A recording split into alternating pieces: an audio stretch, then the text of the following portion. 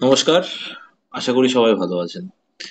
তো আজ আমরা কেমিস্ট্রি থেকে তড়িৎ রসায়ন যে টপিকটা আছে সেটা সম্পর্কে ডিসকাস করব। এটা একটা কনসেপচুয়াল চ্যাপ্টার। এখান থেকে আমাদেরকে একটু বুঝতে হবে। আমাদের এটা খুব স্বাভাবিকভাবে নন সায়েন্স ব্যাকগ্রাউন্ডের স্টুডেন্টদেরকে কাছে মনে হয় যে এগুলো একটা বিরাট হাতিঘোড়া কোনো বিষয়। তো বাস্তবে তা নয়। খুব বেসিক বেসিক কিছু বিষয় দিয়ে এটা বোঝা সম্ভব।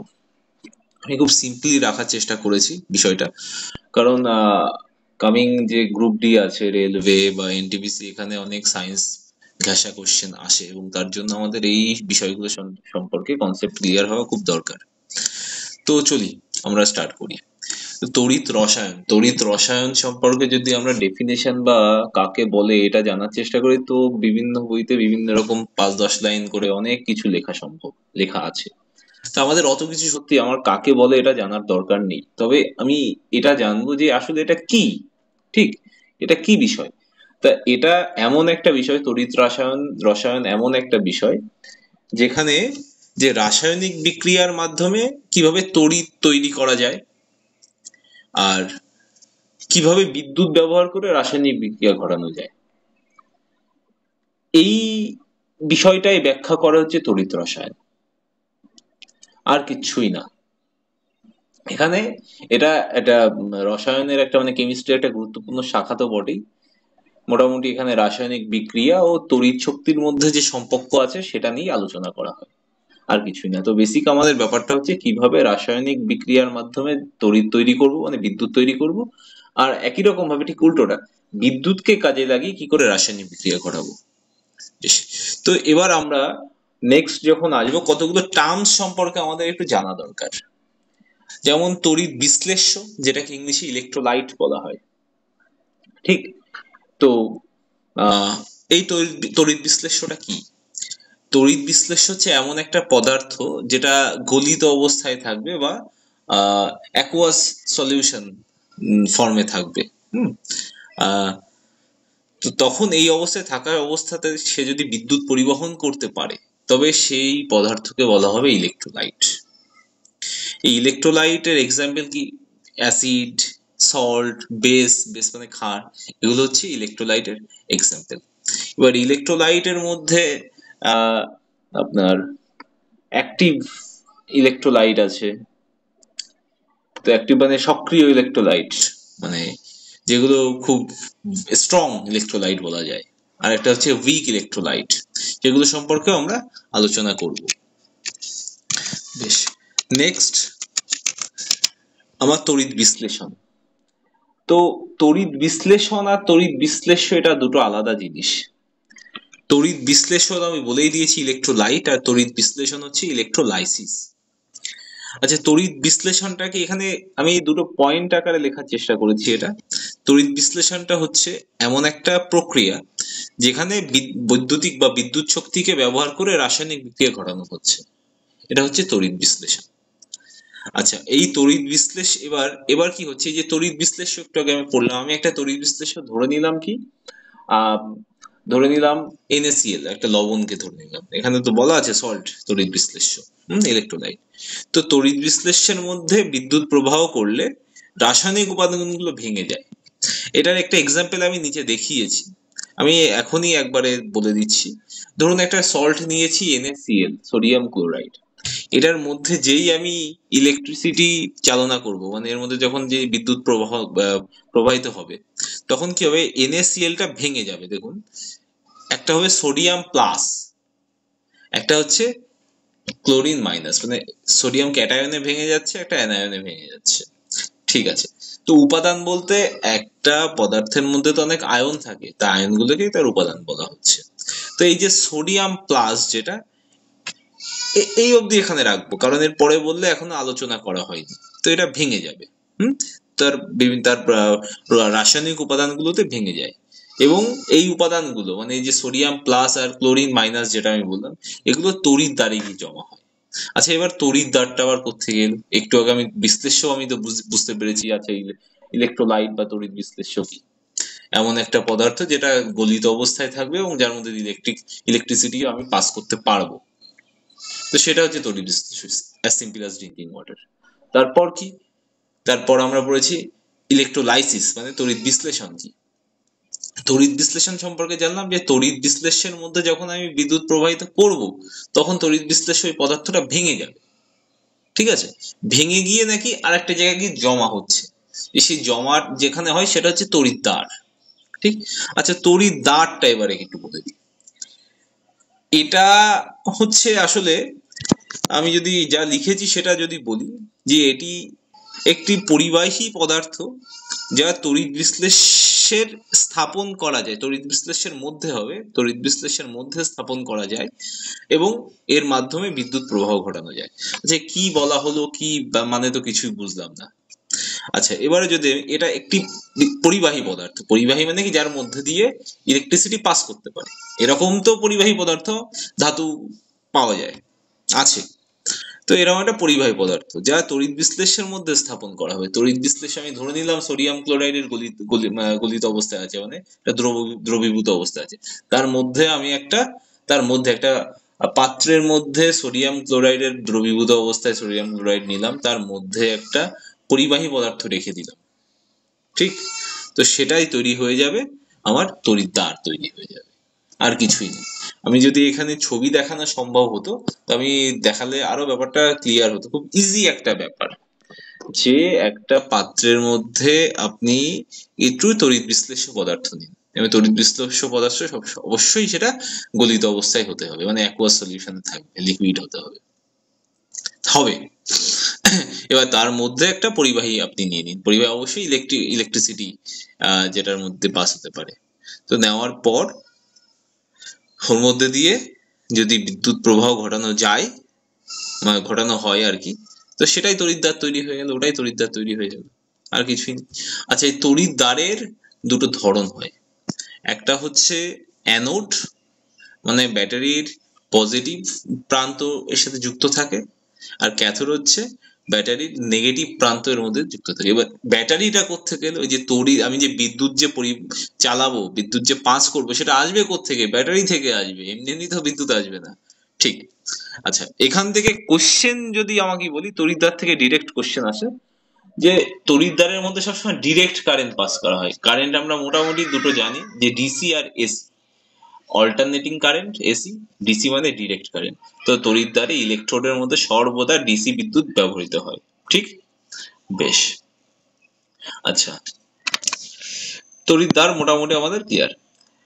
এবার কি গ্যালভানিক কোষ। গ্যালভানিক কোষ কি আছে, রাসায়নিক শক্তিকে বিদ্যুৎ শক্তিতে রূপান্তরিত করা হয়। এটা এমন একটা কোষ, কোষ মানে সেল বলতে পারি আমরা, যেটা ব্যাটারি হচ্ছে সেল।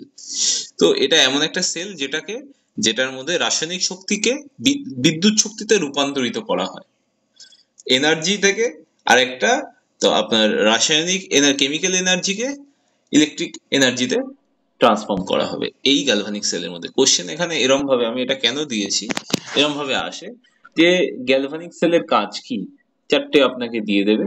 তো তার মধ্যে একটা হচ্ছে রাসায়নিক শক্তিকে বিদ্যুৎ শক্তিতে রূপান্তরিত করা হচ্ছে গ্যালভানিক সেলের কাজ। আচ্ছা তড়িৎ রসায়নের ব্যবহার মানে প্রমিনেন্টলি বা মেজরলি কোথায় কোথায় ব্যবহার করে, ব্যাটারি তৈরিতে ব্যবহৃত হয়। ধাতু নিষ্কাশন, ধাতু নিষ্কাশন ব্যাপারটা কি, যে বিভিন্ন ধাতু যেমন অ্যালুমিনিয়াম তামা এগুলোকে নিষ্কাশিত করা হয়, ঠিক। এটা হচ্ছে ধাতু নিষ্কাশন। ধাতুর প্রলেপন মানে এই তড়িৎ রসায়ন ব্যবহার করে একটি ধাতুর উপর অন্য একটি ধাতুর যে লেয়ার বা প্রলেপ দেওয়া হয়, সেটা যাতে করে ওই ধাতুটা ক্ষয় না হয়। তো সেটাই হচ্ছে ধাতুর প্রলেপন বা গ্যালভানাইজেশনও আমরা এটাকে বলি। এবার কি রাসায়নিক শিল্প, যে বিভিন্ন রকম রাসায়নিক পদার্থ তৈরি করতে তড়িৎ রসায়ন ব্যবহার করা হয়, ঠিক।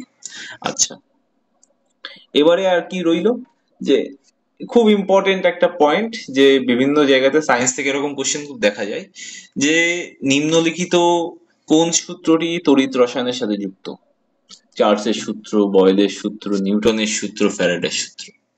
তখন আমার আনসার হবে ফ্যারাডের সূত্র। তো এই জন্য এই বিষয়টা খুব ইম্পর্টেন্ট, ফ্যারাডের সূত্র।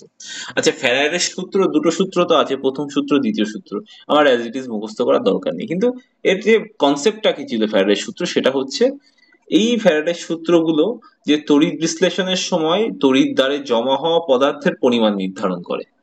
এবার আমি জমা হওয়া পদার্থ ব্যাপারটা আসছি, তড়িৎ দ্বার অব্দি আমি গেছিলাম এক্সাম্পলের মধ্যে দিয়ে। দেখুন এখানে আমি একটা ফ্লো চার্ট করার চেষ্টা করেছি, যে একটা NaCl বা সোডিয়াম ক্লোরাইড আমি নিলাম, নেওয়ার পর সেটাকে যেই আমি ওর মধ্যে দিয়ে ইলেকট্রিসিটি পাস করাবো, ইলেকট্রিসিটি পাস করালেই ওটা ভেঙে যাবে, ডিসোসিয়েট করবে। একটা হবে সোডিয়াম প্লাস ক্লোরিন মাইনাস। বেশ, এবার তার আগে আমি একটু বলে দিই যে ব্যাটারির দুটো পার্ট আমি বললাম, অ্যানোড আর ক্যাথোড। ক্যাথোড মানে নেগেটিভ প্রান্তর সাথে যুক্ত, আর অ্যানোড হচ্ছে পজিটিভ প্রান্তর সাথে যুক্ত। তো এখানে কি হয়, পজিটিভ যেটা মানে ক্যাটায়ন, যেটা ক্যাটায়ন তো সোডিয়াম, সোডিয়াম হচ্ছে ক্যাটায়ন, প্লাস মানে হচ্ছে ক্যাটায়ন, এটা মনে রাখতে হবে, আর মাইনাস হচ্ছে অ্যানায়ন। ঠিক আছে, তো সবসময় প্লাস চাইবে মাইনাসের কাছে যেতে এবং মাইনাস চাইবে প্লাসের কাছে যেতে, অপোজিট। তো সে একই রকম ভাবে সোডিয়াম প্লাস চাইবে ক্যাথোডের দিকে যেতে। ক্যাথোড কার সাথে যুক্ত থাকে? ক্যাথোড থাকে নেগেটিভ প্রান্তের সাথে, ব্যাটারির নেগেটিভ প্রান্তের সাথে যুক্ত থাকে হচ্ছে ক্যাথোড, এখানে লেখা আছে এই যে নেগেটিভ প্রান্ত। ঠিক, এবার আর ক্লোরিন মাইনাস সে চলে যাবে কোথায়? অ্যানোডের দিকে, কারণ অ্যানোডটা হচ্ছে পজিটিভ দিক, ওখানে চলে গেল। এবারে ক্যাথোডে তো গেল, এর কাছে কি আছে? সোডিয়াম প্লাস মানে কি, এর এর যে পরমাণুর মধ্যে এর ইলেকট্রনের সংখ্যা কম আছে, প্রোটনের সংখ্যা বেশি আছে, তো এর স্টেবল নয়। তা সবসময় যে কোনো আয়ন চাই যে স্টেবল হতে, যার মধ্যে প্রোটন বেশি আছে বা ইলেকট্রন যদি যার মধ্যে বেশি থাকে, সে সবসময় চাই কি আমার মধ্যে বেশি দরকার নেই, আমার মধ্যে সবকিছু সমান সমান থাকুক, ইলেকট্রন সমান থাকুক, প্রোটন সমান থাকুক। তাই এই সোডিয়াম প্লাস কি করবে, একটা ইলেকট্রন নিয়ে নেবে। ঠিক আছে, একটা ইলেকট্রন গ্রহণ করে সোডিয়াম ধাতুতে তৈরি হয়ে যাবে, সোডিয়াম ধাতু হয়ে যাবে। আর ক্লোরিনের কাছে যেহেতু একটা ইলেকট্রন বেশি ছিল, তো ক্লোরিন কি করবে, একটা ইলেকট্রন দিয়ে দেবে, ছেড়ে দেবে, বর্জন করবে, করে ক্লোরিন গ্যাসে পরিণত হয়ে যাবে।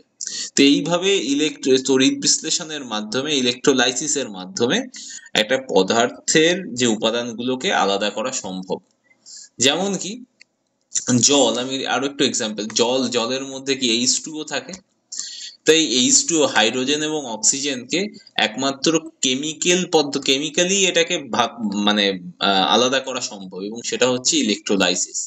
আপনি জলের মধ্যে H2O এর মধ্যে ইলেকট্রিসিটি পাস করলে ওটা হাইড্রোজেন এবং অক্সিজেন আকারে বেরিয়ে যাবে, ঠিক একই প্রসেসে বেরিয়ে যাবে। ঠিক, ওকে। তো এই হচ্ছে আমাদের তড়িৎ রসায়ন। এবারে আমি কয়েকটা বিষয় একটু এখানে লেখা উচিত ছিল আমার, যেটা হচ্ছে স্ট্রং ইলেকট্রোলাইট, আর একটা হচ্ছে উইক ইলেকট্রোলাইট। এগুলো পরীক্ষায় দিয়ে দেয় অনেক সময়, যে which of the following is example of strong electrolyte, and which of the following is weak electrolyte। তো আমি বলে দিচ্ছি সেটা।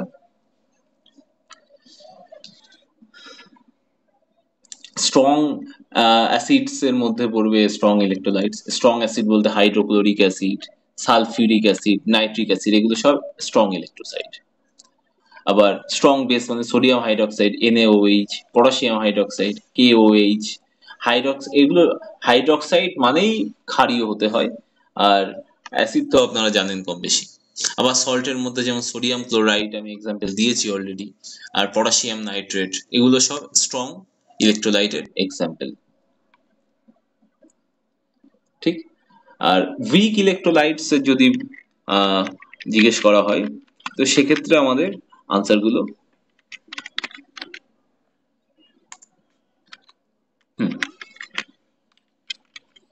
সেক্ষেত্রে সেগুলো আমি বলে দিচ্ছি।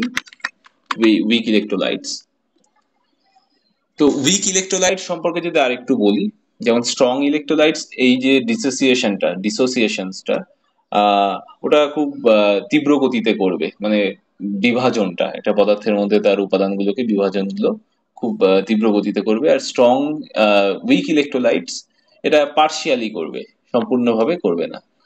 এগুলো উইক অ্যাসিড হয়, আমরা যেমন একটু আগে পড়লাম যে স্ট্রং অ্যাসিড হচ্ছে স্ট্রং ইলেকট্রোলাইটস, তেমনি উইক অ্যাসিড যেমন অ্যাসিটিক অ্যাসিড, তারপর carbonic acid, hydrofluoric acid, acidic acid, carbonic acid, এরকম মনে রাখলেই হবে। আর তারপর যেমন আছে বেসের মধ্যে, ক্ষারের মধ্যে অ্যামোনিয়া, খুবই ইম্পর্টেন্ট একটা, ইম্পর্টেন্ট এটা অ্যামোনিয়া। অ্যামোনিয়া একটা উইক ইলেকট্রোলাইট, নোট ডাউন করে নিলে আপনাদের সুবিধাই হবে।